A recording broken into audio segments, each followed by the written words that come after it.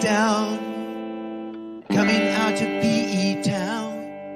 Find a drink, find a shot, never mind your liver, get to Gino's spot. Gino spot. Get to Gino's spot. Gino spot. Have a laugh, have a giggle, and exercise your middle, have a Gino shot.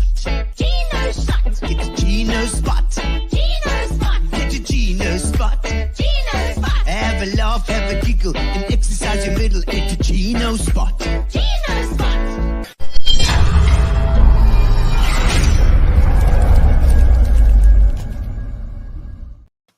And there we are. We're in again. It's been a crazy night tonight. Not normally for the Gino spot do we have two in a row. Yeah, long night. But, the corporate thing is busy. Yeah, That's why we got to get it in. And I know you got this Llewellyn Collett. We've got you here from Pinion. You've got the new thing on your shirt, the new branding. Everything's ready to go. From ACS, it was now Pinion.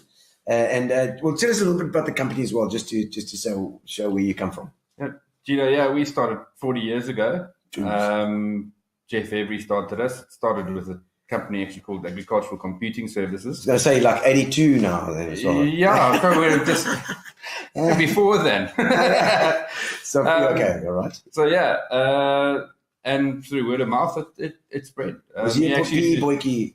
He was actually a Stadttown boy. Stat. Yeah. There we go. So actually originally from Alice, and they farmed in Alice, and then their farm actually got repossessed, and not repossessed, expropriated with compensation back in the previous government. Yes. All right. And then set up an agricultural advisory firm. It started off as a computing firm, and 40 years later, it's grown to what it has now. Well, obviously, with him being involved in agriculture, it was an agri kind of focus as well. Yeah. It was actually recording the milk production of cows and really? And that kind of technology, which is now pretty much a given in every single milking parlour you go into now. There's some form of technology that exists there and does it automatically. So it's like everything gets to a science in the end, you know. Yeah. I mean, even and ACS was what was ACS in our opinion. How do you fit into this whole structure now? I mean, from an outsider looking in as a musician, you know, I'm like a Philistine when it comes to this sort of thing, you know. I mean, people talk about SAPs, they talk about these systems, you know. How does it work? So look, I think with Pinion, it's we just joined a global network, global network of agricultural professionals. US and Australia currently based, and it's just the best knowledge that's out there. And between us, we're sharing that knowledge in our own small way. Through that, we're hoping to enable the change of actually world food production.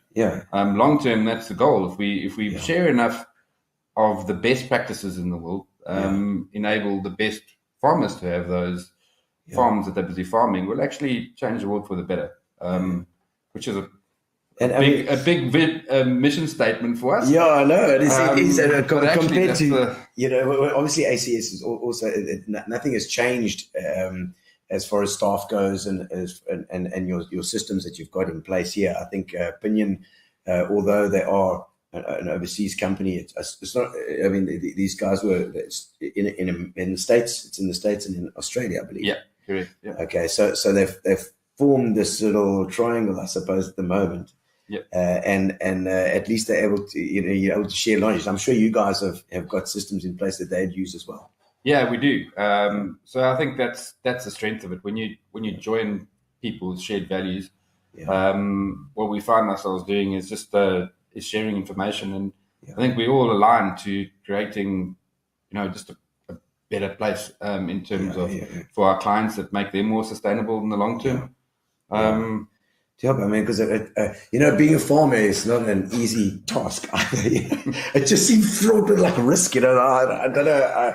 There's a heap of sayings about farming around risk. I don't know if you saw that quote by Jeremy Clarkson about farming. So he said he always used to think that the rain was positive for farming. He's learned that now that he's a farmer, that it's either a drought or it's a flood or it's rain, and nothing's ever really positive. Everything's a risk. Everything's negative. So there's a better quote than that. But Yes. if you can look it up, it's actually quite interesting to see once you go into Well, it. he But, dived into it as well. He was he's a car guy. Well, that's the thing. Lots of people from the outside look at agriculture and get into it. It's actually a phenomenal investment. If you go and look at agricultural land as an investment class over the last 4 decades, it's been one of the most outperforming, robust investments that there could have been. Like we're talking, double-digit and US dollar return kind of numbers, but it's about choosing the right one. Yes, because when crops failing. And to your point, I mean, in commercial agriculture, there's just becoming less and less farmers. Actually, there's a lot of consolidation, and the best farmers are just eating up the rest. We're seeing fewer and fewer farm owners and more big corporate or family corporates that are taking up the bigger market share. Do you have a on your books? Is it a it's across them? I mean, we're on your books, but we are musicians and things that must be as far away as possible. We must be on the edge. We're outliers for you guys. Look, but there are lots of those. I think in commodities, like in farming, you learn to be able to do things and understand the cost effectiveness of it, and it's applicable across any business. I mean, you guys and musicians, what you need is good accounting systems that are cost effective. Because your margins are always under pressure, particularly when a COVID hits or whatever else can come along. And we need some advice to pay less tax. That's what I want to do. Exactly. It's everyone's number one mandate. Jeez, unbelievable. I mean, there must be lots of, obviously there's similarities across the board, but you guys really dig into that agriculture. And is it mainly dairy? Is it mainly meat? Is it what sort of industries are you guys in? Yeah, so I suppose 80% of our clients are dairy, and we are pretty much, I would suppose, one of the leading exponents of the dairy advisory in terms of the country. Our clients actually produce in excess of 40% of the country's milk. So, we've got a lot of deal with divisions woodlands as well. Woodlands. Yes. They're one of the big off takers in the areas. Yes. When there's clover, I think they're here, and there's all sorts of. Yeah, I mean, 13 years ago, we also with our clients set up our own processing factory out of Kuche. Processing. So a UHT factory that is that now part of what you guys do as well? Is no, it's standalone. It's owned by them. For my sons, you know how it goes. Everyone gets busy, and the clients want to focus on their own business, and I end up having to be chairman for the last 5 years, and I've been on the board. So that's been a journey. What's that called? It's Dairy Group. So we've got a joint venture with Famous Brands, and we. The guys at Nanacha also part of that as well. Yeah. I've seen that. Yeah. Okay, brilliant.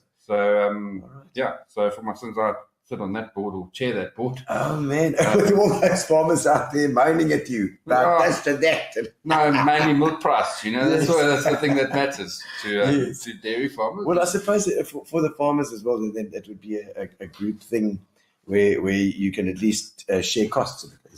Is that the idea? Yeah, it's sharing in the downstream from the product. So that was the idea. When we set it up, the Eastern Cape actually didn't have enough processing capacity. So we had a whole bunch of milk being transported in this raw material in tankers up to Joburg. Which is excessively expensive. Yes, of course. And all that road freight, it's all costs. Yeah. So, and at the same time, there was a need for UHT. So we set up a UHT factory. A year later, Famous Brands saw the story of these 13 crazy farmers that started their own factory. Yes. Gave the CEO a ring and set up a cheese plant with them. So, I mean, all that's Debonair's and Wimpy and all of their cheese is coming through the factory. Yeah, so it's quite a... Where exactly is it? Well, I see not Tiger Brands, Famous Brands. In the IDZ on the left, Yes, so we in the other side. The factory is actually on the other side, in the main manufacturing department of the CDC. Yeah. Big. Yeah. What's big? Yeah. What kind of advice do you give to your clients? Because I mean, you guys, I mean, it seems so broad, as well. Yeah, we are. I mean, look, we are holistic in terms of that. So we've got 5 different business divisions. As a whole, I sit in the advisory portion of that. In terms of business advisory. So you sit over the top of the saying, well, this is going wrong. They come to you and say, Llewellyn, this is going wrong here. So yeah, it's always specific to a client because whether it be in agriculture, whether it be in any other industry, it has to be tailored to that business. Yeah. So, for example, farmers are all resource specific. So we are firm believers in matching the system to the resource and not just duplicating systems. And the same thing goes for every single business. I mean, you have to have you can't just recipe a business. It's not. It's not a franchise. Yeah, sure. Wimpy, you can have a Wimpy, and that's what you have to have. Franchise. It's already there. But I mean, even the Wimpies of the world, they would have chosen which location they want to be on. Next to which petrol stations, that they know which ones it works. They've chosen those resources already, and then they can. There's a whole science in that. I mean, I know when they do the spas and they do these things. I mean, those. You find the location first. You find where it is, what it's doing. So I mean, we spend heaps of time in terms of analyzing structures, restructuring businesses, in terms of just who owns what, putting it in trust. We believe in sustainable intergenerational businesses, so planning beyond just the you and now, the succession that goes in creating wealth for the family long term. So not only about creating more money in the short term, it's about how we handle that and how we pass it on through the generations, how we ensure the structures are in place in terms of human capital to either have the business survive with family members in it, which is probably the most complicated bit in terms of that intergenerational planning, particularly when you get to the third one, when you've got cousins in the business and the likes. So it's a nightmare, actually, because I know, I mean, if you think about it, every single business goes through this sort of thing where the business starts off and you start as an entrepreneur and you've got this new thing and you just go into it. Well, if it's farming, you go into this farming, and then your business grows and it gets to a certain point where it's really doing well, and then you're getting older, and that succession planning is always the bastard, because you've never got time to do that. It's like I'm not going to die yet, man. I've got to wait. I've still got. I haven't got time to do this now. And so if you do plan earlier, it's so much better for those that are left behind when you're gone. Well, I think it's not only for those who are left behind; it's for your staff that remain in the business. It keeps just everything having just that moving continuity along. going. I mean, we never know when our time's going to come along in any time. So, I mean, I know of clients that just had a burst appendix, was out of and suddenly the business comes to a grinding halt. But also you can't handle it anymore. Like you get to the point where they're getting old, they want to retire, they're like sick of this thing, but they can't because nobody's there to take over. And then it's got to be like a short-term solution to try and do it. And those are dangerous. And always when you look at age profile of a business, as you're getting that older, your risk profile changes. Yes. So if you don't bring in the next generation of people, whether that be as management, whether it be as a family member, because it's very often the right person to be the CEO of the business isn't the family member. Not family, The best return that family member could be is be a shareholder and go sit on the beach and let someone else run his business, because don't let poor people run your business. Yes. But just that varying risk profile in terms of the different generations that are coming through. You see it so often where the son comes into a business, got all these fresh ideas, and the dad has to temper it. But without that energy, there's no change that happens. And actually what happens over time, the risk profile means I won't do anything anymore because I'm not willing to take a risk because of my age profile. It's natural. Of course.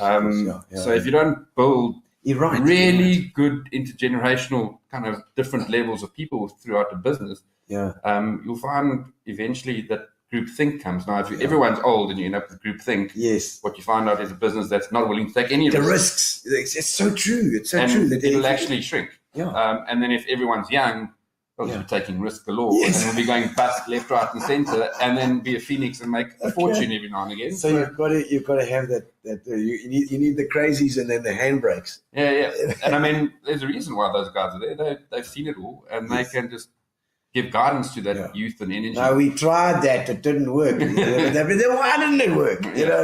So that's great. actually you put a nail on the head there about any sort of business, and that you need a partner as well, and particularly with finance. You know, when you start when you've got a business going, like ourselves. I mean, I'm a freaking comedian. For me to go and sit and organize accounting or business planning or anything that's admin related, or it's like I'd rather poke my own eyes out. No, I think that's every entrepreneur, though. Do you know? I mean, you're a comedian, but you're also an entrepreneur. Yes. I mean, in the end, and every entrepreneur hates administration and red tape, and unfortunately, you have to. You can get into so much guck. You can, but in this country itself, I mean, a while ago, our government was coming out, we're going to make the red tape go away to enable small businesses. What they've done is exactly the opposite in every single way. Right. So our role in one of our business units is literally we've renamed and kind of branding it as this business solution. So what that is, red tape removal. Let's just give you time back by taking away all of that terrible crap that you don't want to be doing. You want to be making jokes. Yes, absolutely. In the case of the farmer wants to be out with his cows or growing a crop or sorting out whatever. Every businessman just wants that time, and that's what those real business solutions things are about. It's about creating time. Yeah. And that is the most powerful thing you can have. If you can take your time and spend it working on your business, that just releases so much potential. Instead of working in your business and having to sit there, I don't know, filling in a health and safety form or or some audit or some other thing. So it's like it's the audit. It's like all of a sudden you've got to do these things, and then at least you've got that person to find. Like, hey, listen, okay, they want to do this for me. Can you help? The agricultural industry. What about agriculture? How do you guys fit in there? Any challenges? Yeah, look, there are heaps of challenges in the agricultural industry. Primarily, look, if we just focus on South Africa as a whole, we are a semi-arid country, first and foremost. Yeah. So we're trying to produce food with the lack of the most fundamental issue that we need to be able to do that is actually water. The other thing is post-apartheid, all subsidies were removed. Okay, so what we've seen is this evolution of these highly efficient farmers with no subsidies. So if we compare ourselves to European farmers, we compare ourselves actually to New Zealand and the like, and we benchmark. It's just one of the things we do is we benchmark all the farms against each other, reporting all that kind of stuff. Okay.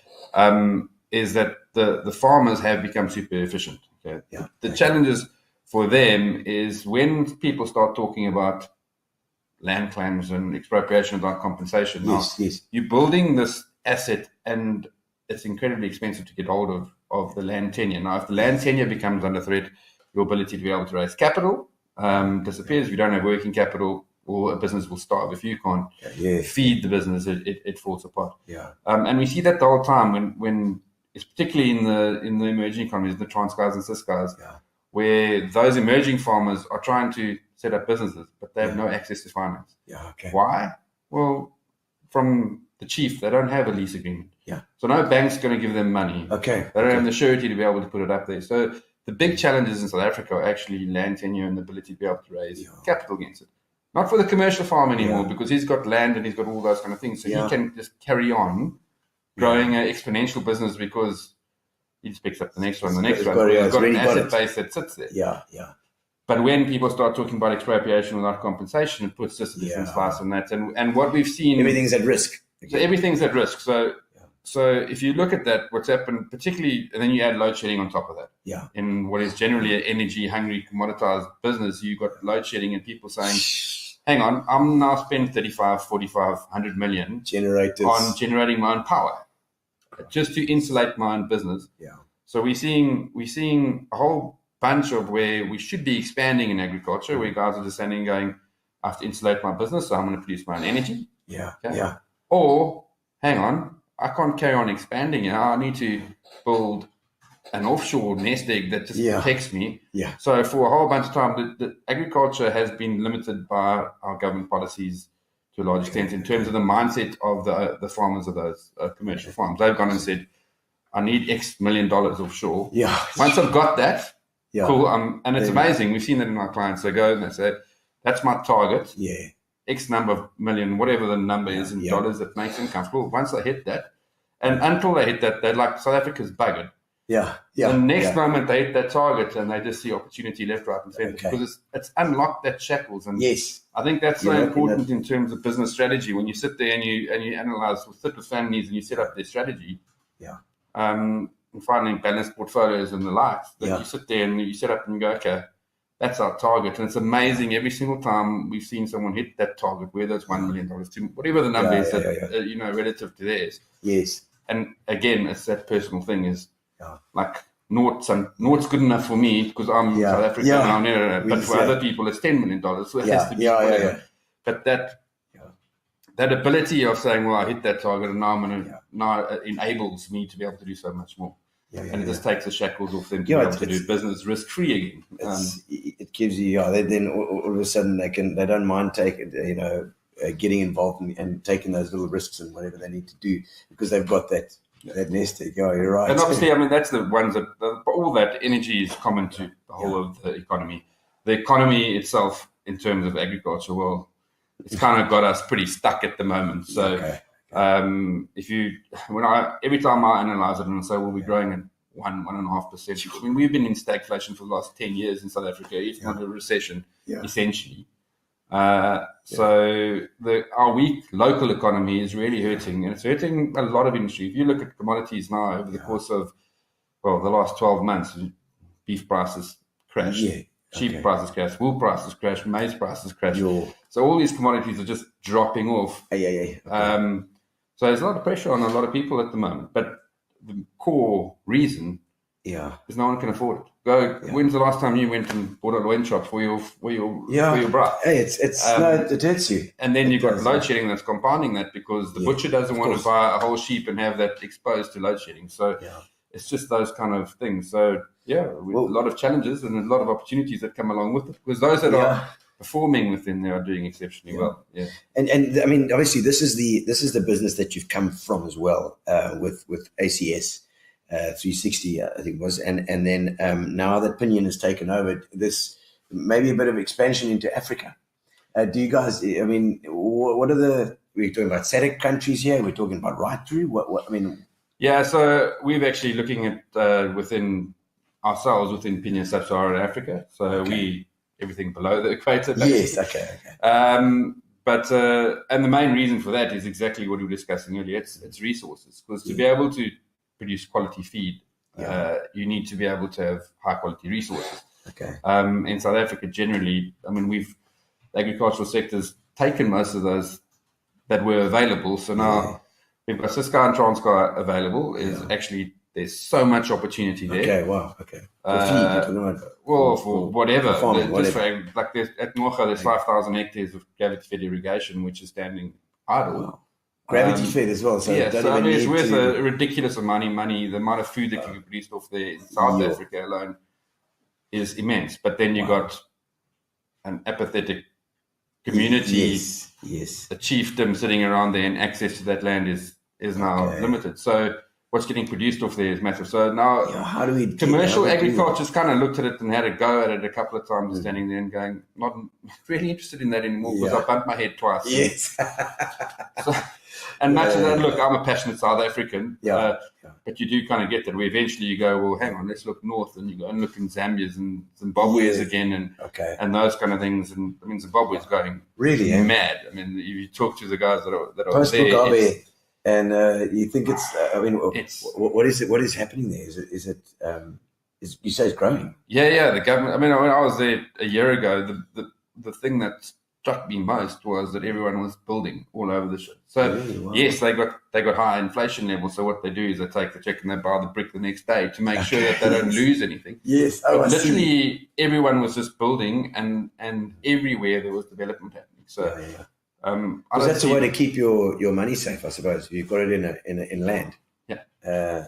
But I mean, there's businesses doing phenomenally well up in South Africa and the like, and there's fantastic resources that are up there. So, but I know countries like Rwanda and Ghana and those places also are just exploding. So that's the opportunity for us. Is our clients are going there. We've got multiple that are heading up there. Yeah. And there's going to be more. And the focus of just the world in terms of agriculture, it's a massively defensive investment, and it's actually the flavor of the investment world again. Yeah. So there are a whole bunch of funds that are dipping in it, so Africa is going to do. So Africa funds you're talking about foreign investors coming. I mean, big money coming down from Europe and America as well. So Africa is going to explode. It's always been had the potential to. Yes, it is the one continent that just it seems relatively untouched by all. I mean, you go across Europe, you just go from town to town to town, where the agricultural land is also. And the regulations there are becoming quite stringent on look at the Netherlands in terms of methane. I mean, they've openly said the Minister of Agriculture said dairy farming in Netherlands within 2 years won't exist because of methane, because of the cows. Methane and cows, which is interesting. Because in pasture-based systems, I mean, there's a whole bunch of research been done that pasture-based systems well run are carbon positive to carbon neutral. So it's very interesting stuff that's out there, and not even about the half-life of how long methane lasts. That sounds like conspiracy theories here, There's Gary. lots of that stuff that's around there. Yeah, no, but So I mean, the world, this whole YouTube environment we kind of live in, and everyone on social media and all those kind of things, people just react. They don't actually fully research anything. They haven't quite understood all the scientific papers behind it.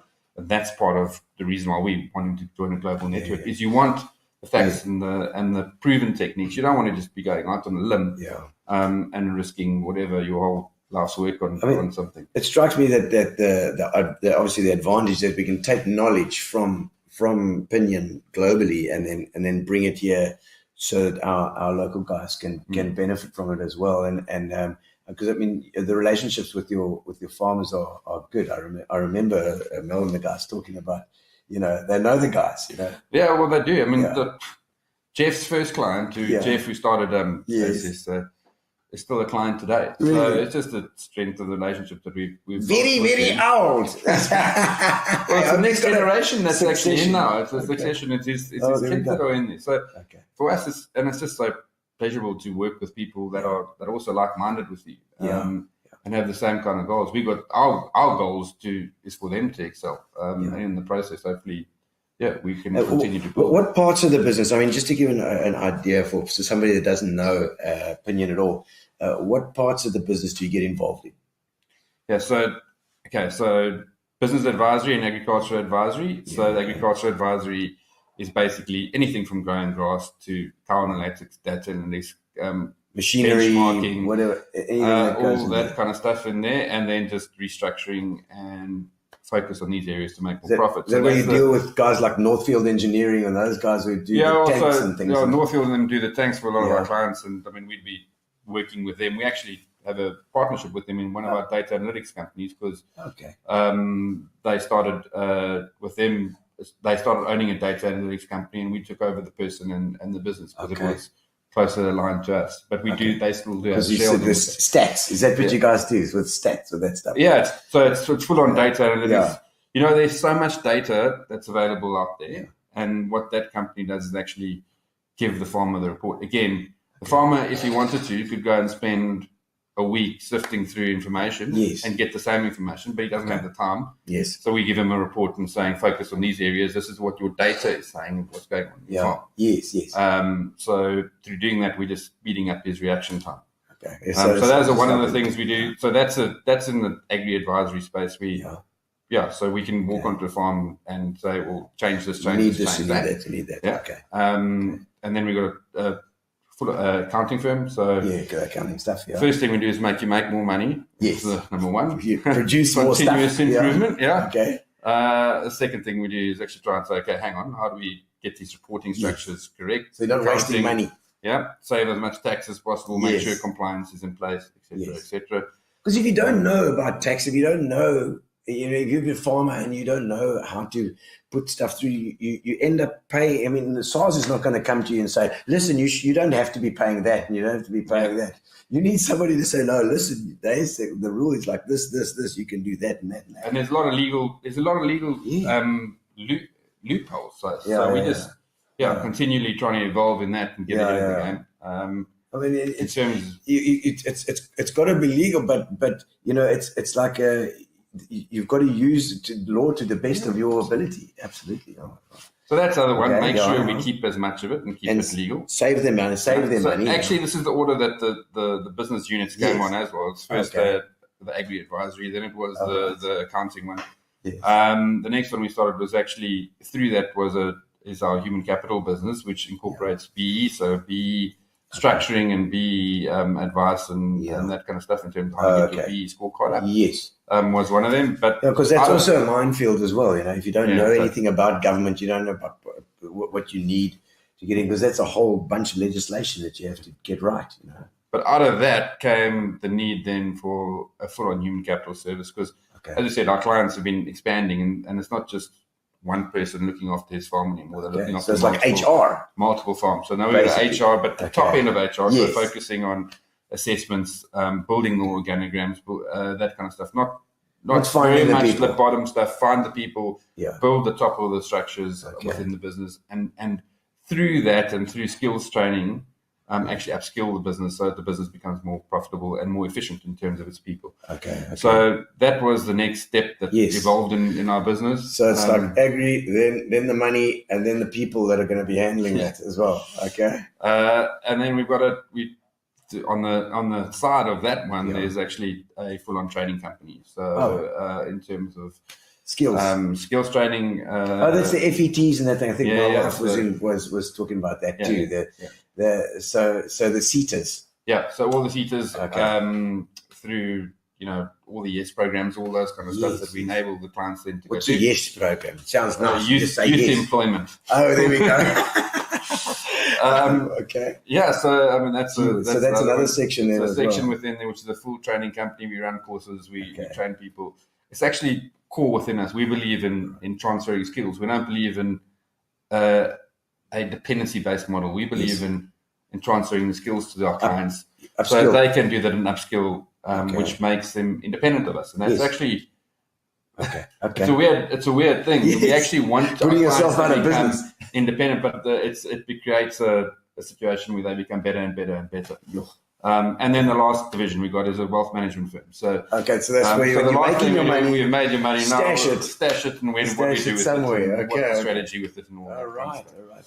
My word, and so that's another investment company as well. That's part of it as well. Right. So that's all the business units. So we literally want to be a one-stop shop. We want our clients to be able to come to us and say, hey, I want to focus on my core business and be entrepreneurial and work on my business and just take all the stuff away. So in terms of our commoditized business offerings are just make our clients time. And then we've got some grey hair and best class stuff, which is you're doing that wrong. Just we've seen this before. We'll sort this out for you. Train this person to stick in it. This is the way, that's the way. So I mean that's and then I mean that's organic. That's organic growth, really. If you think about it, it's like it's what that original farmer needed. That's finally you've got enough clients there, then you got more clients, and then into the HR, into the finally right up to the pinnacle, which is then the investment. The investments, when they're making enough money to be able to invest it. So, and it's like, come help me now. It's from the beginning. It's like, kan jy help me nou met my plaas? Or kan jy nie bietjie help met die geld? Well, that's exactly what happened, and that's exactly how all those things played out. Because we'd be doing this, and then we'd go with them to someone else, and we go and look at what, for example, in the wealth management space. Yes. We go and look and say we've set up these structures, which mean that they don't have anything in their estate, and then the wealth manager would be giving advice, and we'd look at this and say, this business is got all succession planning in place. It doesn't need that life insurance policy that you pay for. What's it there for? No. But so we had a fundamental difference in terms of the way that we consider wealth planning and wealth management and all that kind of stuff, because we first believe you look after your business. Succession. You make sure the succession and the structure is correct. Yeah. Once you've done that, you don't That need to makes sell a so whole much bunch sense. of life insurance. And sure, Yeah. someone like me who's got a professional services business, very different to someone that's got a hang of a big asset base and a fully succeeded model that's come in there. And we're working on our succession within our business. But yes, always. I haven't got time for it now. I'll take that. Just listen to what he says, not what he does. We're working on it. We're working on it. And you get there. But it makes so much sense what you're saying now, in that that especially in the life insurance sort of thing as well. You're paying so much money for this life, but if you've got a good enough succession plan, because you're gone. It's for the other people that life insurance is there. If you're going to die, which is critical. I don't want to leave my 2 kids and my wife destitute. No, but if there's enough in there that will give them stability once you've gone, then it's fine. And then you can save money. You save money because people paying all the time. So that's one of the things we've also kind of changed our model as well, in that we haven't changed ownership, but we are really focused on building a succession-based model in terms of our key partners in the business. So, we've set up our business that we're not paid on the day we retire. We're paid based on a 10 years future profit. So what that means for us is we have to make sure we've got good people in the business. We're encouraging our clients to be like sustainable and intergenerational. Yes. So we want a firm that goes along with it. Yes. You're practicing what you're preaching. So that's kind of how we've set it up. So we do actually believe in it. Good. I'm glad. And I mean, what about your now you've got these international partners as such. I mean, this Pinion is now international. Tell us a little bit about it. What we're in America and Oz. So, as I said, this bringing best brains to South Africa has always been something we've tried to do. I mean, in the very early days in the 90s, Jeff used to take groups of farmers over to New Zealand to go and look at what they were doing and copy what they were doing and bring it back here. Okay. My first 6 months with ACS, which was straight after I finished PwC, we went over to Tasmania, met a gentleman over there that was boss, and we said, this is our mandate for the trip with one of my clients, and brought him back to South Africa. And since then, he's been back here every single year since, basically. Wow. Okay. He's actually a shareholder in our agricultural advisory firm. So and become a good friend of mine. Yes. Spent a lot of time with him in cars and on the farms and So the background there is, I mean, it's strange how life plays out. So there were 5, his agricultural advisory firm in Tasmania merged with 5 others in Australia and formed Pinion. Wow, okay. So, but the first one... All over Australia, is it? Yeah, it's all over. Really? Yeah. Jeez. So his advisory firm, which was a Tasmania-based, merged with that, and 5 firms came together in March 2020, which couldn't have been an easy time to do the teams. During COVID. So they merged and formed Pinion in Australia. But that was on the back of having a discussion with a US-based company called Cradock. And before that, Keiko had been over to Australia, had been talking, and Keiko had looked at their name and such. I mean, in Australia, Kennedy is a relatively well-known name. Yes, when they used to put in Keiko, like they used to end up on page 100 of Google. So eventually, and it was like it's in the mid-60s size of accounting firm in the US, which is pretty big. Okay. In comparison to South Africa. So they had developed the brand name Pinion, and they were about to transition. They went over to Australia, met the Australian guys, and said, "Let's go and create this thing together. Now, this Pinion let's thing. create this network." So Pinion Advisory in Australia was formed. Keiko rebranded to Pinion as well. Okay. That's where we. And how did the ACS get involved in? Well, because of Basil's involvement, we kind of end up having conversations. That was your Tasmanian. The Tasmanian guy. Yeah. And we set up businesses in Tasmania. We've taken our clients there. We bought farms in Tasmania. Wow. In Australia that he looks after for us. So there's also multiple of those. So dairy farms farms in Tasmania. which is, I mean, it's, if you think about it. I just think Tasmanian devils. What's that? Yeah, there are not that many of them there. They're under threat. But I mean, it's a phenomenal place. It's a high water rainfall. 99% of the water runs into the sea, which is 99%. So actually very interesting. You teach them about dams. Yeah. Ship it over here. There's so much rain there, it does this rain out. And it's a hydro scheme. So Tasmania itself is a state in Oz. Yeah. But it's actually a carbon positive state, believe it or not. Okay. It's one of the, I think it's the only one in the world that's a carbon positive state because of the amount of forests that are there, the water that runs out, etc., etc. So the greenery. Yeah. And I can hear Gary typing furiously, so I know he's got a thing. I see there's a couple of comments as well coming on there too. Say, how's it? Who's saying hello? Let's have a look. Andrew Barton, great to see some focus on the agri sector. Indeed, Andrew Barton. So the farmers get a raw deal. And let's get some of the farmers in here. They're much more interesting than I am. No, we're gonna have a quick look at your history now as well. We're gonna put you. Find us up. Mel Sutton there. Says Mel, how's it, Mel? Such a great show. Yes, of course it is. It is. And amazing to see the guest played cricket with his dad, Hilton, for the Standard Cricket Club in Cradock. Yeah. Are you a Cradock boykie? Yeah. We grew up just other side Cradock. No way. Family the farm's still in my family. Okay. My brother played for it. I played a couple of games for my dad and my butt are both Hilton. Okay. And so it was interesting. I mean, I played a couple of games for it in my time as well. Nice. A bit of cricket and a bit of sports. Well, so you grew up, you went to school at Cradock, what? No, there was a farm school, so up until last school. Standard 2, we went to school, which actually it's at the tennis club, which is also on our farm. Oh, really? There were 11 of us. One teacher. Yeah. So one teacher for the whole class. Yeah. Who was your teacher? First it was Auntie Judy, then Auntie Moira. So, so and literally they were all related. They were related, so they were actually aunties. They were real aunties. And then Standard 3 off to boarding school in Gravestone. Oh wow! So where did you go to Gravestone then? Kingswood. Yeah. Kingswood College. So I was third generation. Wow. My but's kids are fourth generation. Grahamstown. Yeah. I like that. So a bit of Lower Albany there going into your blood as well, eh? Yeah. Which is also a big dairy vibes there down that. It is. Well, a lot of for sure, settlers there moved everywhere. Yes, the 1820 settlers, yes. Well, that's us. They call it the 1820. We were on the ship. Oh, right, of course.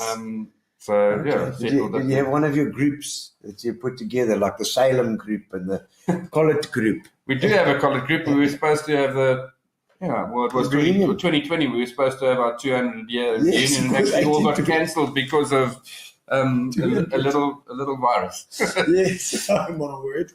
Okay, so and then high school also still started. I started Gravestone all the way through. All the way through. You go to the festival every year. I hated the festival. Did you get away from it? No, it was for me. It was a great time to escape and head home, and generally it was during hunting season. That's what everybody says. We were loving it. Gary and we were there every year. I'm not the most cultural of fellas. I spent my life on a sports field, and Oh, that's good. Any things about your youth that you so you've got a couple of brothers and sisters here, haven't you? Yeah, I got an older brother and an elder sister. So my brother's on the youngest. Farm. Yeah. Oh. Brother's on the Four-Wheel Farms. They're watching tonight. Was he a little bastard when he was younger? Was he like listen, he's a dairy farmer. It's 8:45. I'm pretty sure that he's asleep by now. Get up earlier. And then my sister's got I think she's got in Joburg and Cape Town, got 6 physio practices. So she's, Okay, gee whiz. So physio's proper. Yeah. So sort you out if you've got some muscle issues. Yeah, big time. And then what did you do after school then? How did you get into this whole thing? Did you get an accounting thing? Or I did, but I finished school. You went Rhodes? No, I didn't. I chose where to go study because I was going to be a cricketer. Oh, right. Oh, okay. So I'm following on Daryl. That's a bit Yes, weird. Daryl Cullen. Llewellyn Collett, Daryl No, Cullen it's on the not in show the same tonight. league. We've got cricketers on the show tonight. I spent my first year in a cricket academy in P. So I chose where I went to go study. A couple of us that is where we chose to come to P. Yeah, so we came to the cricket academy here. Okay. Spent a year. What year was that now? Finished 99, so 2000 was... You're a youngster, that's what you are. So yeah, spent a year playing cricket and quickly figured out that I was good. Yeah, but there were a couple of oaks in the academy that were a bit better than me. That ended up playing for South Africa and the like. So it was South African Warriors, and I figured out let's rather have some fun. So you didn't make the Warriors. When you mean when there was the Warriors, it was like Makaya, John Smith, Lou, exactly. Did you feel left out? I actually didn't. I knew I wasn't good enough. I knew I wasn't good enough pretty quickly. I think that's the most important thing in life is figure out very quickly, figure out when to change your direction. Yes. And I also looked at it and I said, look, if I work very hard, and like we grew up on a dairy farm, we knew how to work. So I pretty much figured out right up front there I can work my backside off. Maybe one day get a couple of games for the Warriors if I excel. Yes. What they earning, that's not going to work. Yeah. So I just looked at it and I said, well, matter of fact, let's enjoy varsity. Yeah. So I had a great varsity cricket career. Captained the varsity and spent years having lots of fun there. Decided that I had a knack for accounting. And where did you go? PwC? So did you join them straight away? Did my articles straight out. Well, no. So when we finished honours, my dad said to me, you're not coming for an 8-week holiday on the farm, son. I was like, I deserve a break. Yeah. I mean, let's be honest, varsity is a bit of a screw around anyway. So he actually sent me to Jeff Every. He was our farm consultant at that point in time and said, Jeff, work. I'm willing to pay you for my son to come work for you for a month. Yeah. So I spent, my first, finished his honours and spent a month working for Jeff. And from there to PwC, got a phone call from Jeff in my third year doing articles. And he said, do you want to come join me? I was like, hey, I had fun, but I'm actually on the way to New York. All right. Because I'd been seconded to New York with PwC. And I was like, that'll be a fun experience. We said, we'll come back afterwards. Okay. And that was... He saw something in you then as well. He must have seen something. Maybe the fact that at least you stuck to your job and you did what you needed to do. But that was 2008, and all secondments were cancelled with a week's notice. Oh, wow. Because of the global financial crisis that hit in 2008. So I had this thing I was going overseas for 12 months with PwC, and I'm going to have a good time learning and seeing there, and would have seen what came out of that. But as it turned out, that got cancelled. Okay. And then got offered Kazakhstan as a secondment and. Ooh.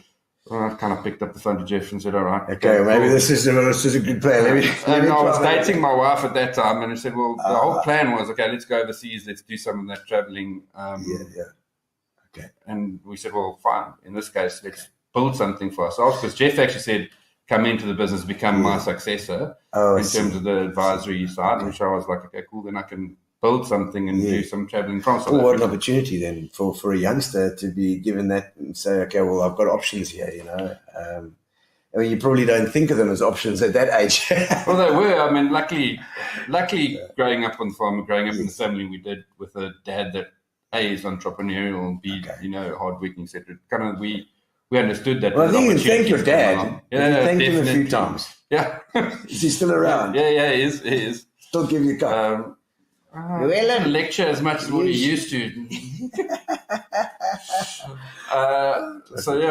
We work closely together with my brother, and I mean, like it's it's actually quite. Is your bud running the farm as well? Yeah, my bud runs our farms. Okay. So yeah, I go up and go to my bud and say this the way, that way, change some of that. Change this, and he says, "Bugger off." Yeah, I'm tired of you. You're making me tired again. You make me tired again. Yeah. You just go there and speak to your sister.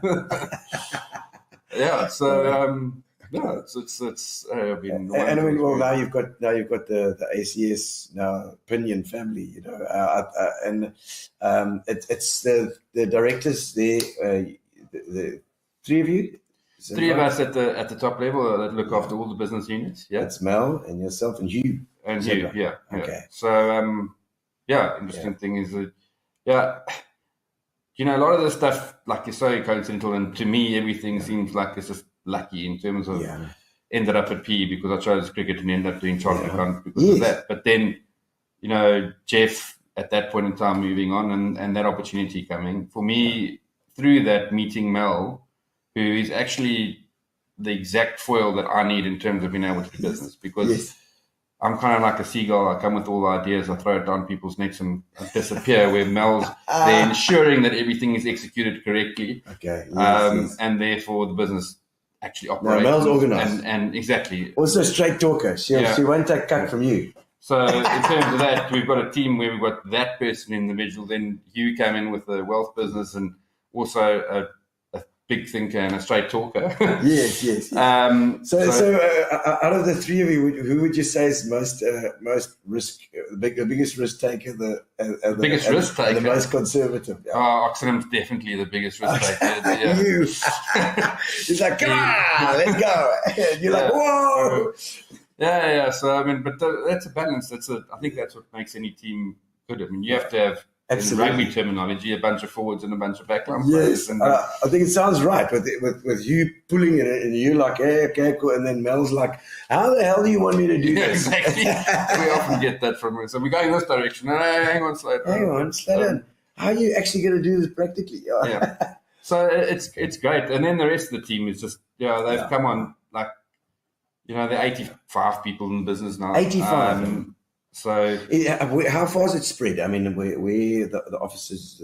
Offices. So we got people spread probably more than what we've got offices, but the offices, numerous offices in PE, Queenstown, Tarkastad, and one person sitting up in Joburg. So, and all sort of growing there. So the Joburg guy's got to get his stuff because it's all growing. Yeah. And with Pinion coming aboard as well, I'm sure. Globally, you're going to be getting together and looking at how you can expand as well. Yeah, we are. And particularly we're looking for more like-minded people with the shared vision in terms of being able to... I truly believe that in order to be able to continuously improve within businesses, we need more and more knowledge to be able to do that. Within our own business and within the agricultural industry. So the more people we've got joining the network, sharing that information, the more that we can actually incrementally improve agriculture. And through improving agriculture, just produce more sustainable foodstuffs, and that way actually solve the world. I don't believe that a yeast is going to feed us for the rest of the world, and we'll be eating a burger patty grown in a in a lab. I truly believe that efficient agriculture is the way to solve our problem in terms of the lack of nutrition in the world. So, and that's what we've. From the land, it needs that nutrition from the land. Isn't it? Something, you know, the soil. So we're just talking about tomatoes with my mate, and he said tomatoes that are grown for to last long on the shelf, or tomatoes that are grown organically or whatever. It's a different taste, a different thing. So you got to get that balance right. Yeah. And I mean, do you do a lot of like citrus guys, isn't it? Yeah, we've got a couple of citrus farmers, and through this, I suppose the one thing that we don't talk about often is we've done a lot of private equity type deals, where we find guys with farms that are underutilized, and we match them up with their working capital and the managers to execute and turn them around. Okay, well, it's like venture capital, venture. So we've done a citrus one. We've done a bunch of that kind of stuff that we. So you've done a citrus one like that as well. Yeah. Is it doing nicely? Is it? It's going all right. Look, it's still a small operation and going, and it's been done pretty recently, which went through 80% crash in prices. Crikey, yes. But it's good. It'll be fine. You know what it is? It's got our water resources and it's an export market. Yeah. So fundamentally, I mean, that's when you look at resources, that's what your fundamentals you want to take off. A lot of guys that are wanting that export market ticked and so you need, I mean, that takes also that, like you're talking about the water, the besproeiingsraad, that is Sondagsrivier, and you know, it's and you're saying about that land with natural gravity fed. It saves so much money. It could be so profitable. You're right. Yeah, it's massive. I mean, it's worth so much that that part of it. So. And so going forward now with Pinion, I mean, anything that you guys are going to be looking forward to? So for me, there's so much that's out there in terms of the network already. So if we just look at the water and environmental services, so full-on irrigation design, energy in terms of coming on that. Okay, so you're talking about like solar, wind farms, all these things that are happening. It's just the advisory component that thing, Gino, because what we see happening at the moment is, for example, in the solar, the person that's selling you the solar is the person giving you advice. Yes. You're very rarely going to find that advice being uncompromised. Same thing with the hydro. It's going to make profit. All those kind of things. The money makes it. Yeah. Whereas in Tasmania, what we'd be doing is we'd be saying the right thing to maximize the energy out of this hydro system or anything like that is that we need the hydro built like this. It needs this planting, and you put out a bill of materials, and you say, give us a quote on that. Whether that be a pivot or anything like that, you go and say, this is what I want to quote on. The quote comes back, everyone's quoting off the same basis. So you're not getting screwed on the thickness of the stainless steel that's busy holding something that's going to fall over, and you have a product that doesn't survive. So those kind of things for me are massive in terms of particularly where we are now with energy here. Water and water efficiency is huge. Water is still going to be the thing that's going to be the most amount of wars about. What we know that, what we've been through in but it's just the start. I mean, the scarcity and the big and smalls in terms of climate change coming through, that you're going to have big rainfall events and then longer periods in between. So we have to evolve as agriculture, and that's just part of the continuous improvement in nature of it. Is our irrigation efficiencies have to get better. How to do it. Our water use has to get better. Our conversions out of it have to get better.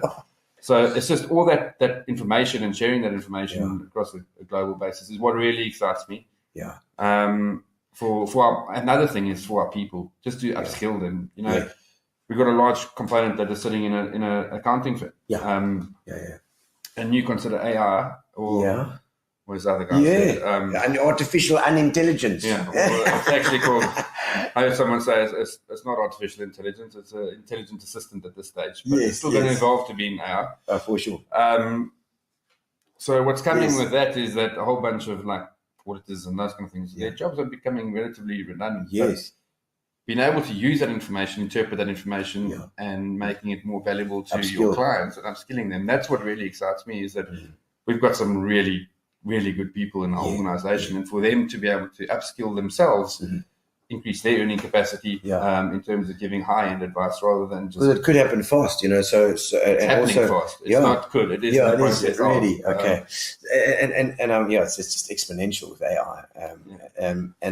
I mean, so all your staff, then you can move them into these other areas where they'd be able to, because they're getting exposure as well, which really means that, you know, the ability to be able to retain them, attract them, and create this opportunity for them to be with us in the long term. And you know, that's what we really. I like seeing those cogs, and you know how the cogs are actually turning in the business, practically. You know, because your staff is important to you, and you know, we talk about global climate change, like how that's affecting things. You know, I mean, we're talking on like Pinion globally. But is climate change a thing that's affecting stuff, you know? Yeah, look, I mean, the effects of it, we can't deny. We're seeing those events. I mean, I don't know. I can't even get out and run at the moment. It's so damn hot. It's so humid here. We feel like we're in Durban. So but I mean, we're seeing more and more of that kind of stuff. So what will come is these bigger rainfall events, and we need to be able to adjust. And hence, I mean, we've seen things like Hogsback, when springs ran dry 2 years ago, in those rivers and those kind of things. So those kind of things that are developing, they're happening faster and faster. But I mean, it's just our responsibility within agriculture to be able to evolve with that. And there is climate change. It's our responsibility to do it. But again, well-run agriculture actually is a lot more efficient in terms of what its impact is on the environment. Yes. Okay, so I mean, in those factors are going to affect it more than the general global sort of the global effects that it's going to have. Well, there's one big problem. Oh, geez, that's very controversial. Controversies. Controversies on. No, I mean the real fundamental issue when we consider this that no one really wants to talk about. Is the fact the driver of global warming, and I'm a firm believer, let's get down to root cause and everything. Because if you sort out the root cause, well, everything's like don't treat the symptom. That's just the way it's done. Get the root cause. The root cause of global warming and all that kind of stuff, there's just too many of us. Too many humans. Not too many humans. No one wants to talk about. That's fundamentally the problem. And if I look at the way we behave like a bunch of locusts wherever we go. No, you'll get a lot of people agreeing with you there. I'll tell you what. So, it's just, how do you get rid of the buggers? Oh, that's what COVID or anything else is trying. He disagrees. He feels we need more humans. Is that what Elon Musk says? He wants to send them to Mars, so it's fine. Yeah, well, if you can send them to Mars, it might be. I don't mind if they can give me a nice house there. How do you place balancing the need for sustainable agricultural practices with economic growth, productivity, and the need to feed people? That's one of Gary's questions there for you. We're going to put you on the spot. So balancing the need for sustainable agricultural practices. So, you need to be sustainable, but you also need to feed these people. Yeah.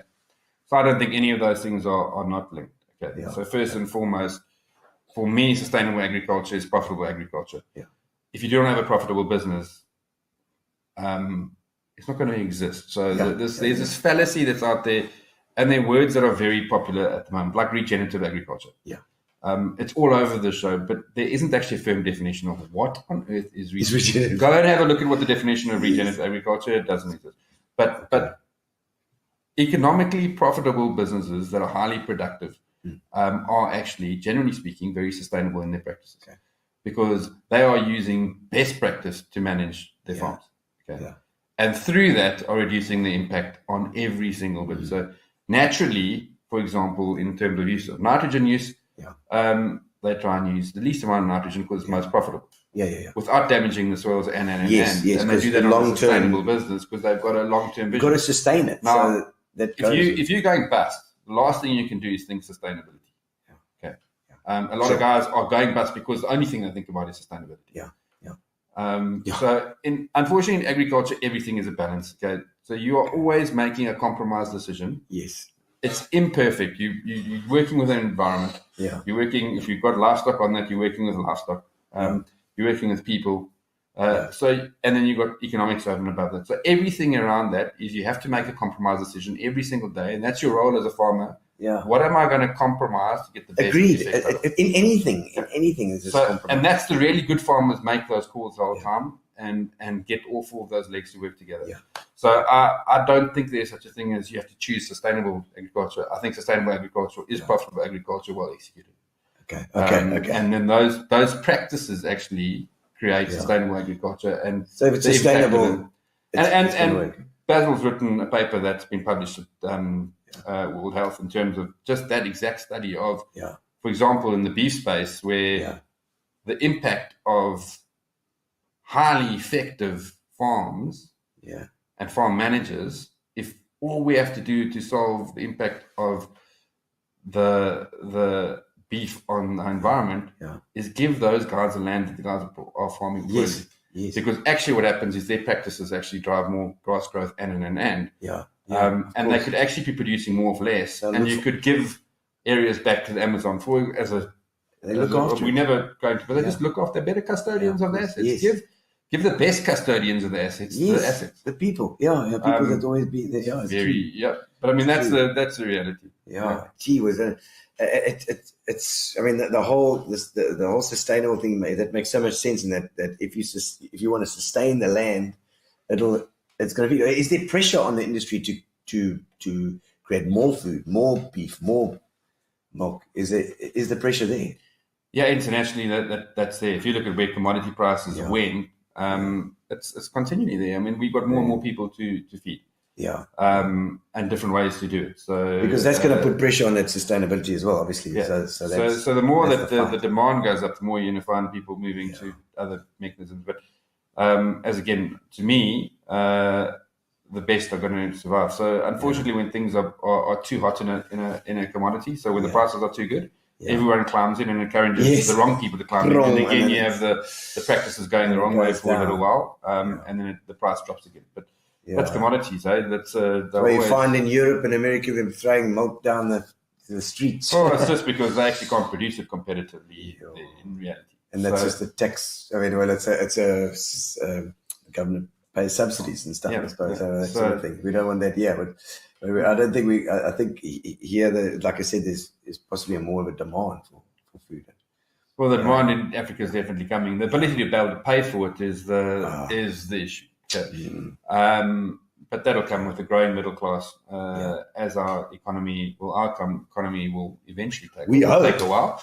Because the middle class seems to be nailed by everything at the moment. The rest of Africa isn't. The rest of Africa is flying. And that's we have to take either go with our expertise to the resources or take our products up into Africa and into the rest of the world. What about potential growth here in our country, in South Africa? So opportunities.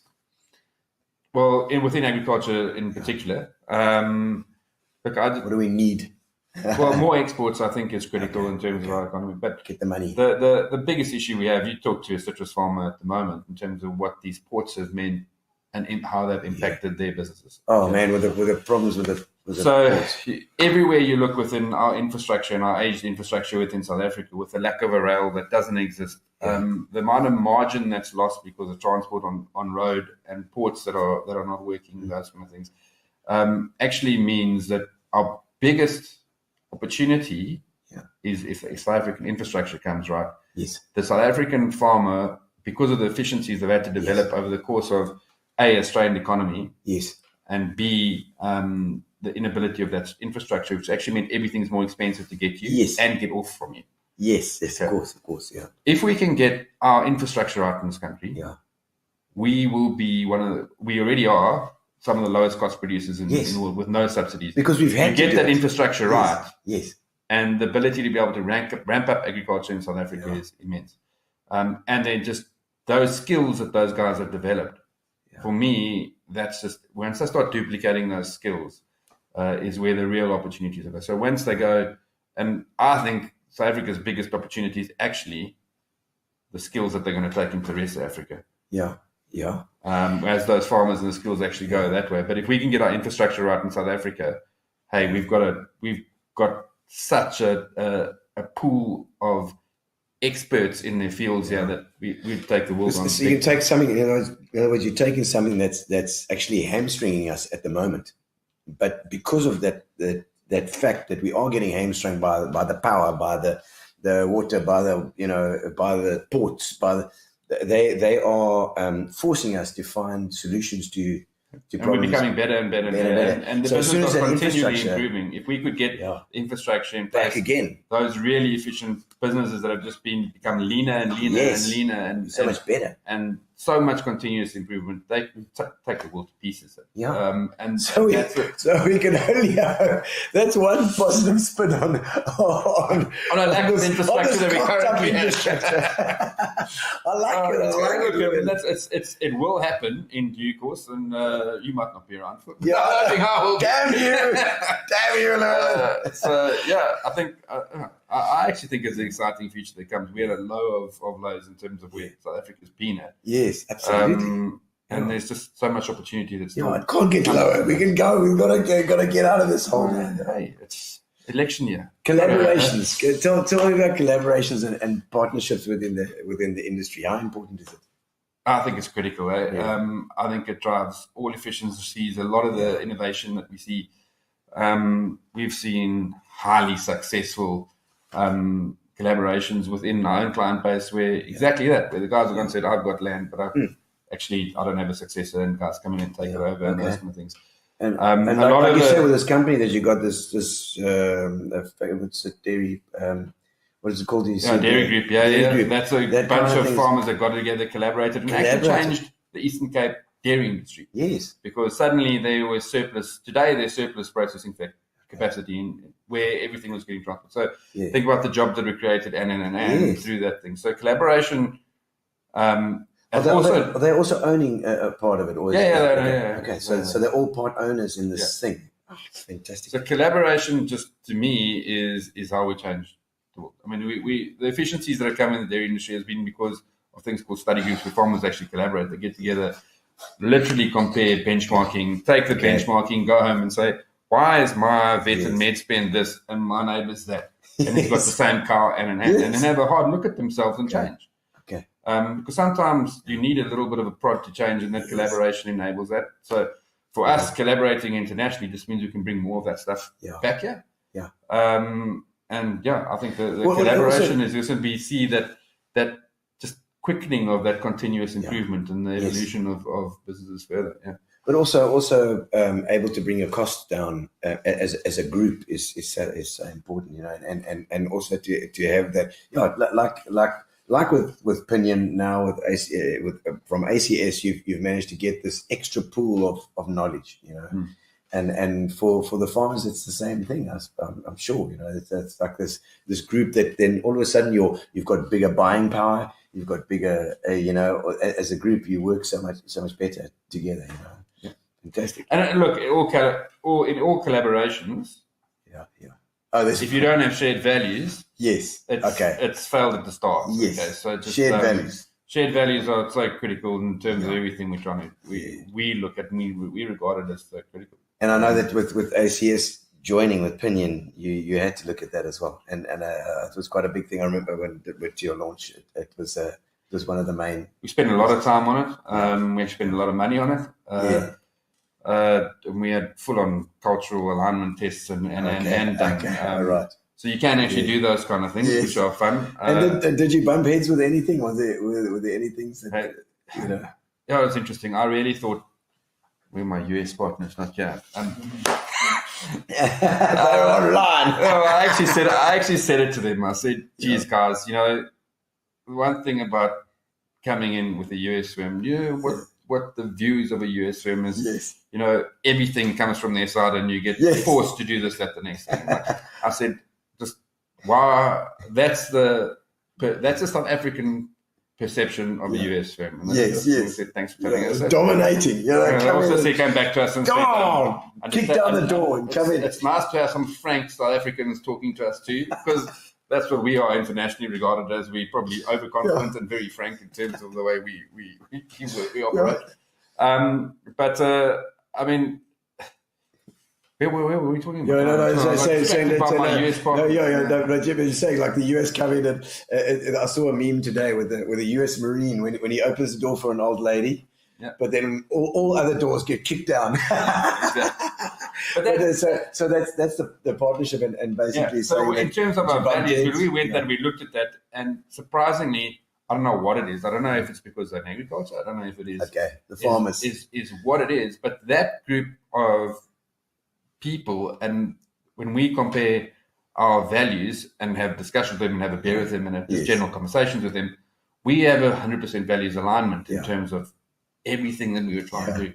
Maybe it's because we are professional services and in agriculture. That we've stayed humble because you know, a drought can knock you out at any time. There's always something that can take care of you. Well, I think as a farmer, and Gary and I was attest to this. We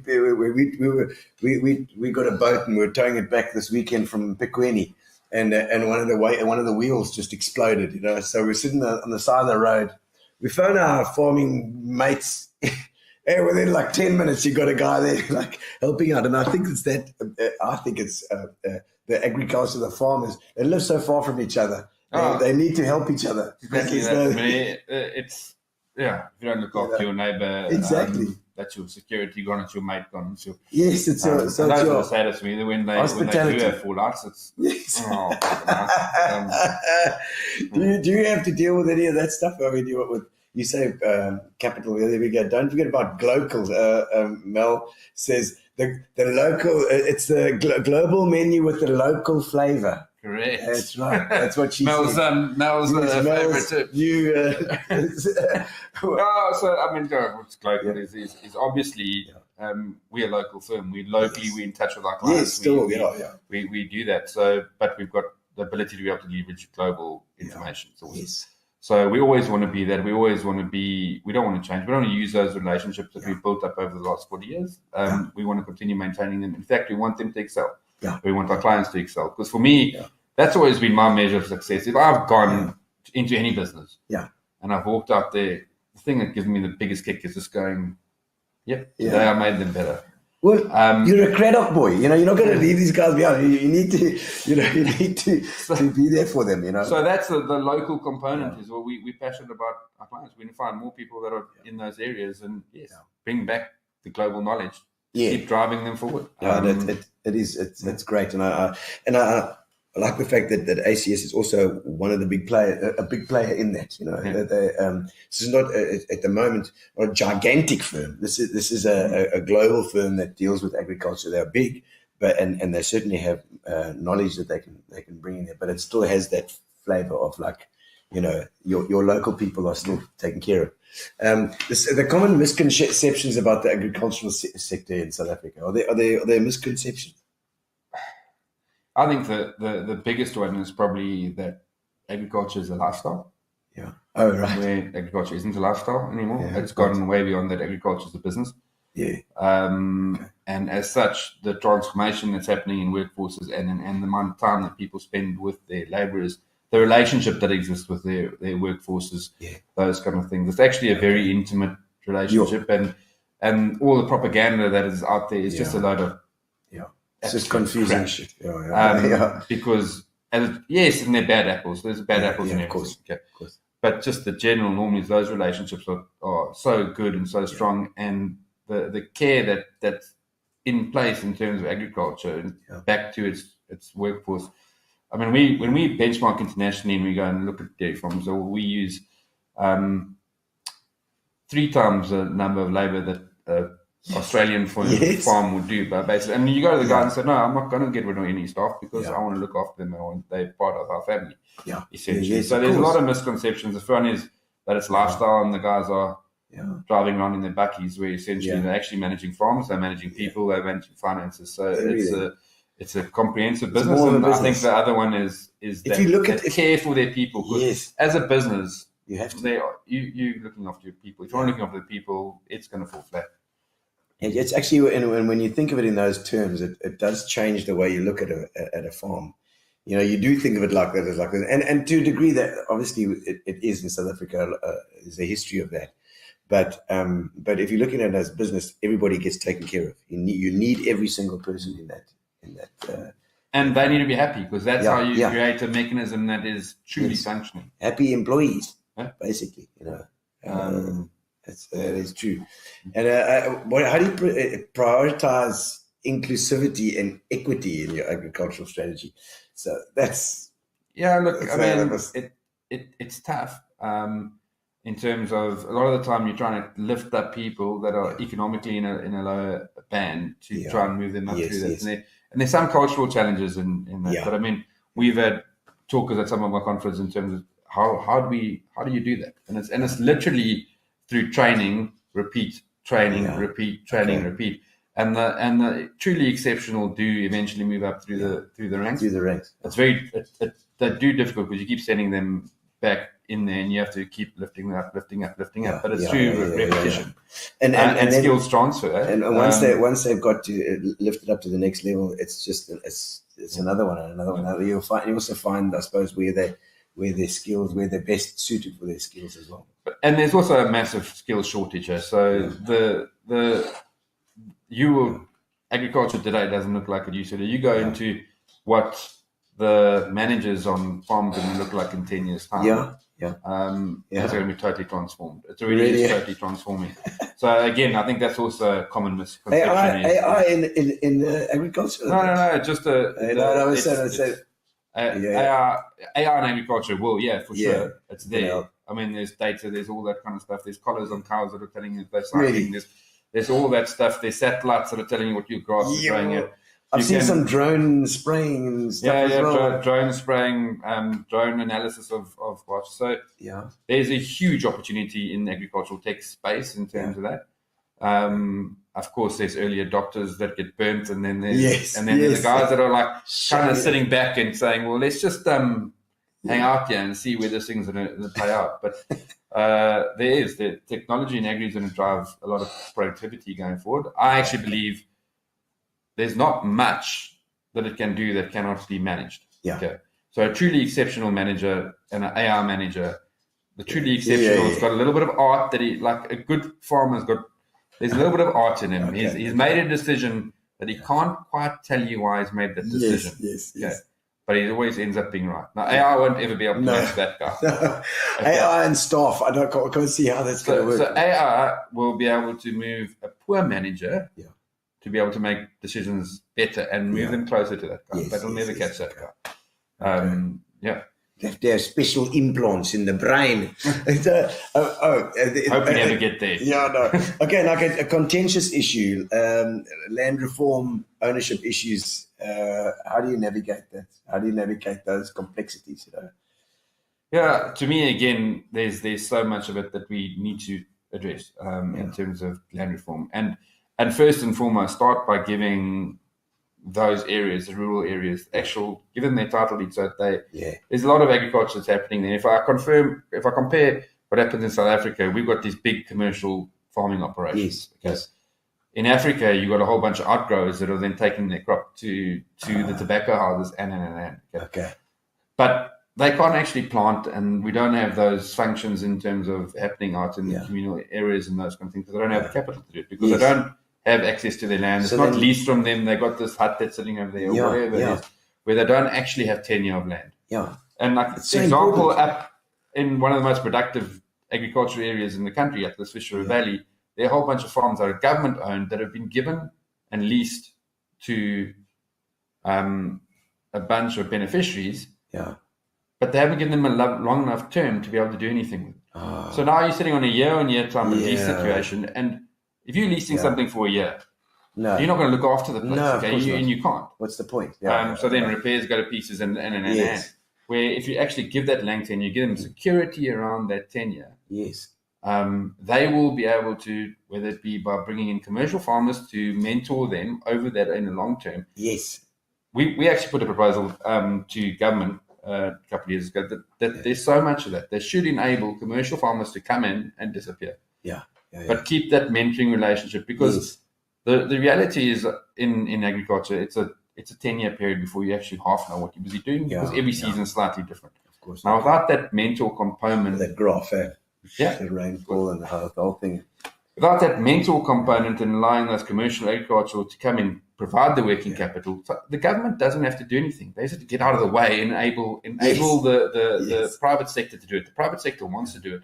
But at the moment, until there's land tenure and you actually enable those people, it won't happen. I saw there was a court case. I read an article about some guys up that way that have been trying for years to get their land, and they've finally got it now. And I think that went in their favour. Was that I think I can't remember where it was up there, but so that land tenure is like the most important part, because they then care about that land.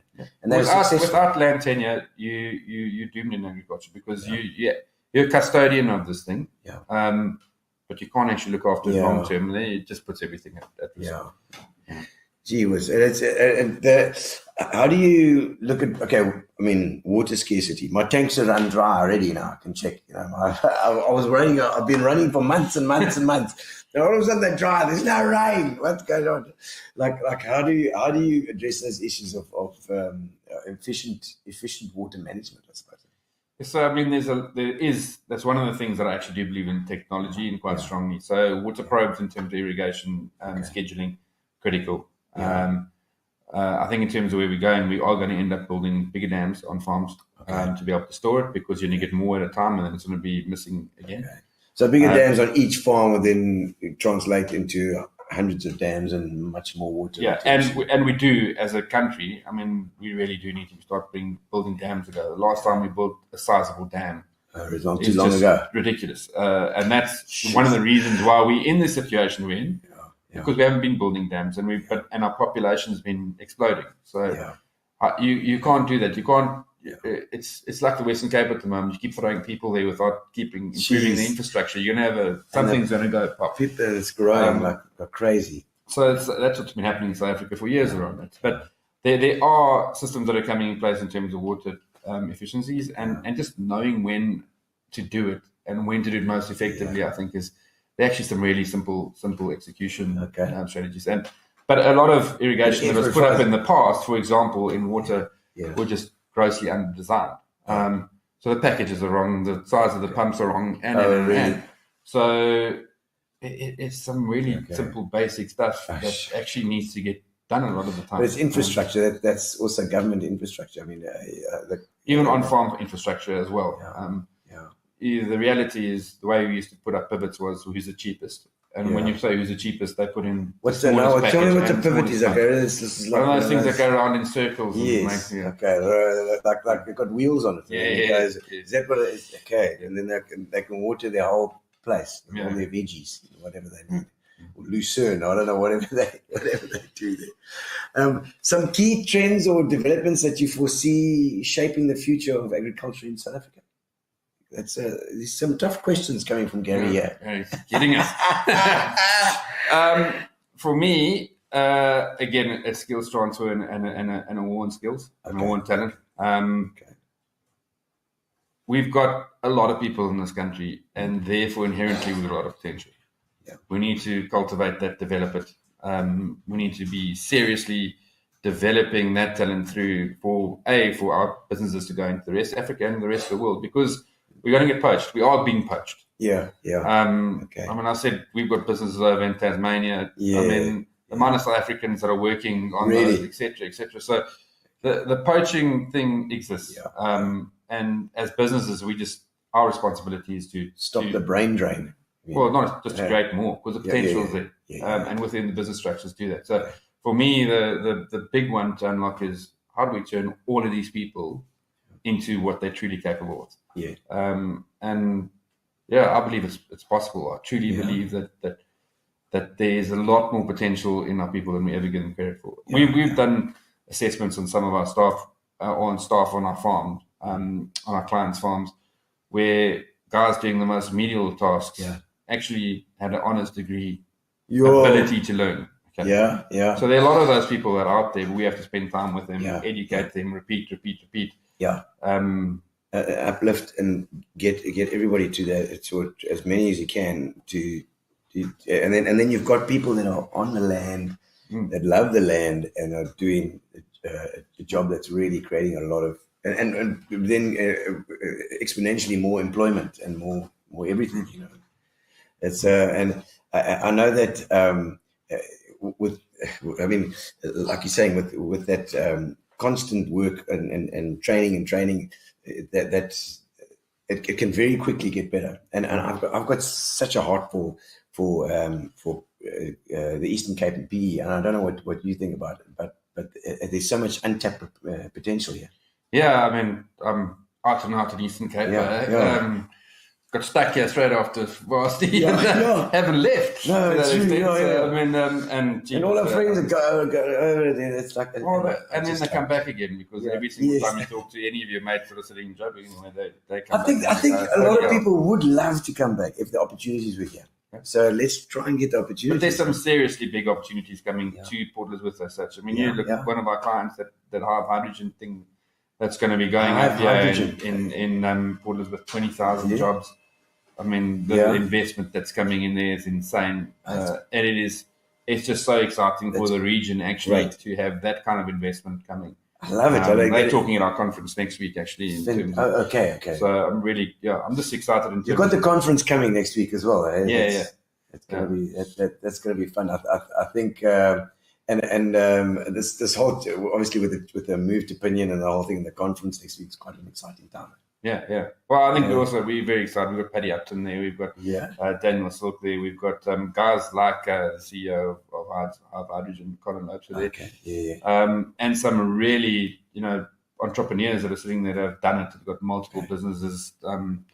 that are sitting on panels, and guys have expanded into Africa talking about it. I can feed you. Okay. Oh, yeah. So it's Well, very good fun.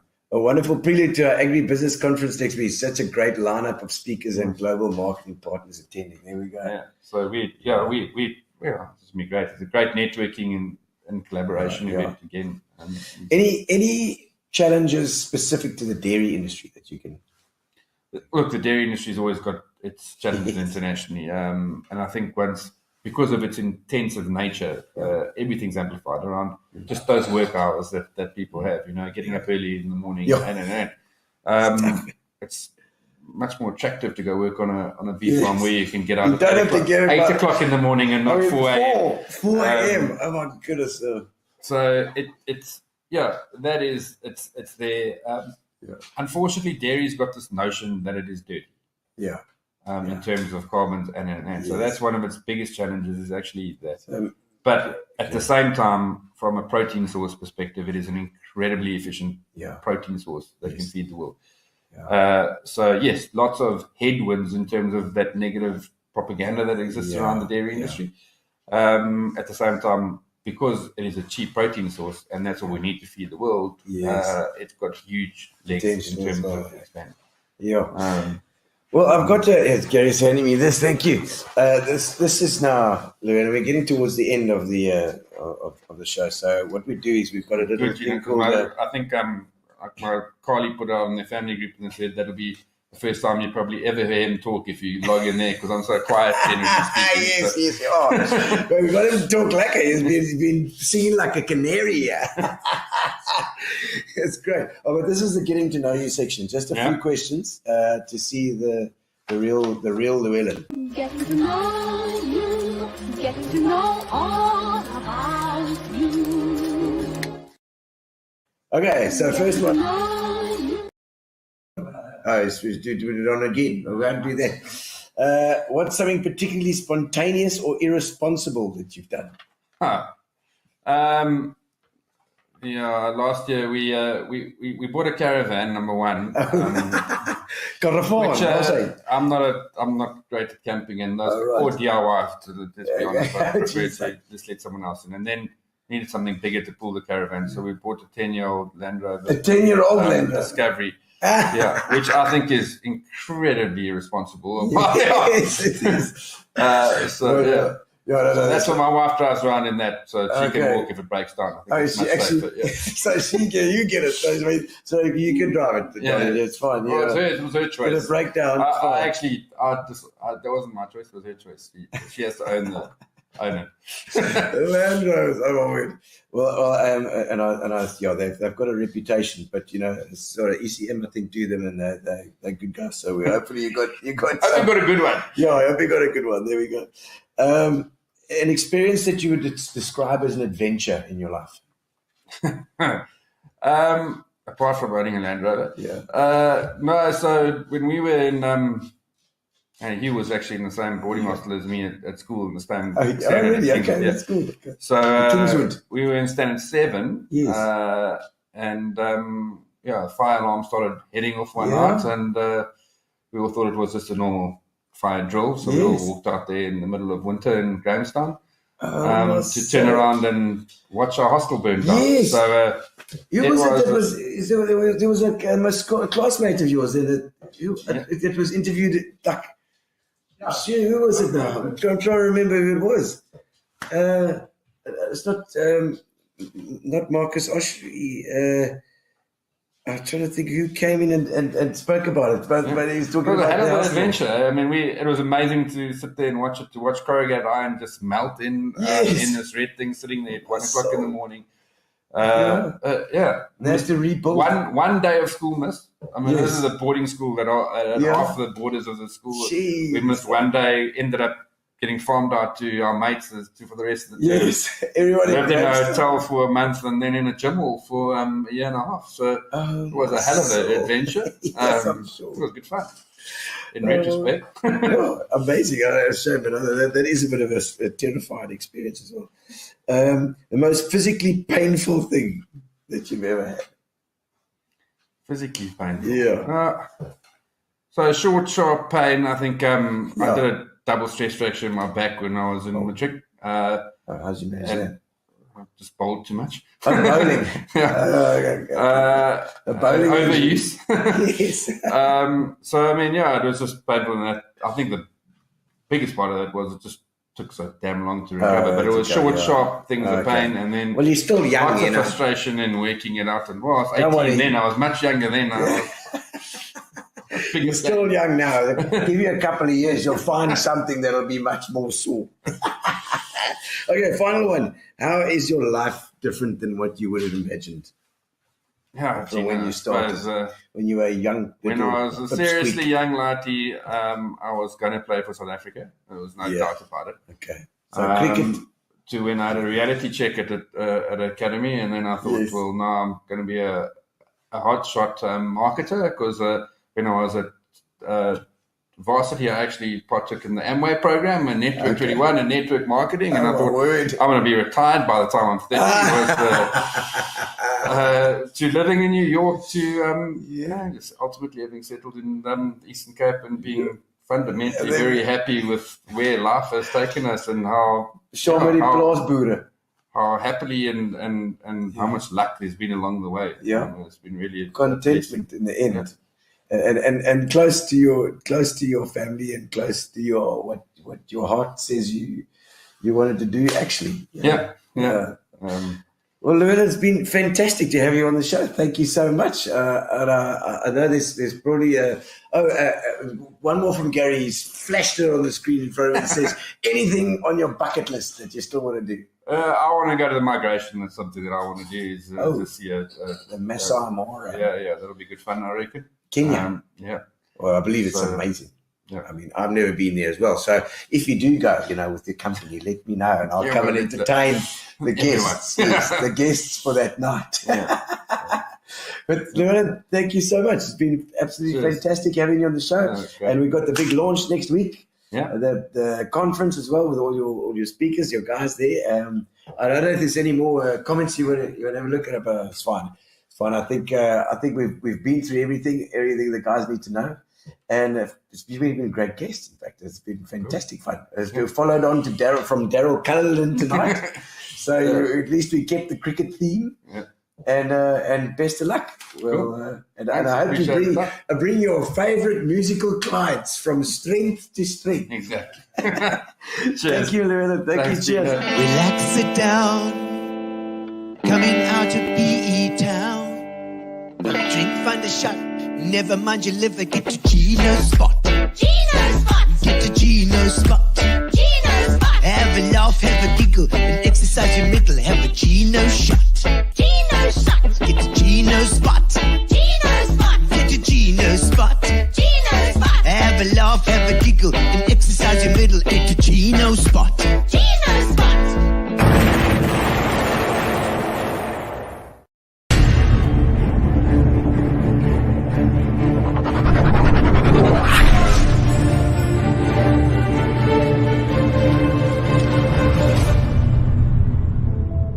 Exciting times. ACS 360 has joined the Pinion Global Network. Pinion Global Network is just that, a network of firms that have a strong focus on business services to the agri-industry. We are joining with a bigger and stronger team that we are culturally aligned with, which is very important, along with the wonderful team that we already have in front of us and behind us. Based on our findings, it will most likely result in a more sustainable business for us, a better service to our clients, and more opportunities for our people. One of the fundamental reasons for the change is the future sustainability of the business. Not just the sustainability of our staff and what we do, the future sustainability of our clients and what they do. Our history is one of focusing on efficiencies with our clients and driving their businesses. It's a foundation that we're very proud to be building on.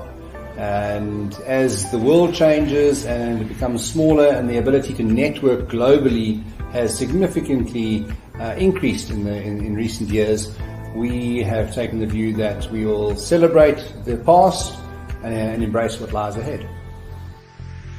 We're living in a world that changes quicker and quicker and quicker. The only way that businesses will survive this change, particularly commoditized businesses like agriculture, will be through continuous improvement. Interesting as to our opinion.